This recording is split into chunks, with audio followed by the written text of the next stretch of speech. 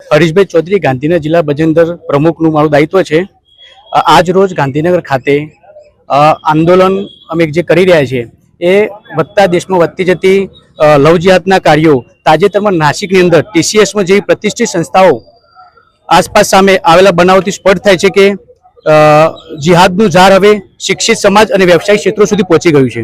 તાજેતરમાં અમરાવતીમાં એક મુસ્લિમ જિહાદી મોહમ્મદ આયાઝ દ્વારા 180 નાબાલિગ હિન્દુ દીકરીઓનું શોષણ કરી અશ્લીલ વિડીયો બનાવેલ, બ્લેકમેલ કરેલ અને દેશભરમાંથી આવી અનેક ઘટનાઓ સામે આવી રહી છે, જેમાં હિન્દુ યુવતીઓનું શારીરિક શોષણ કરી બ્લેકમેલ કરી તેમજ જબરજસ્તી ધર્માંતર કરવામાં આવે છે।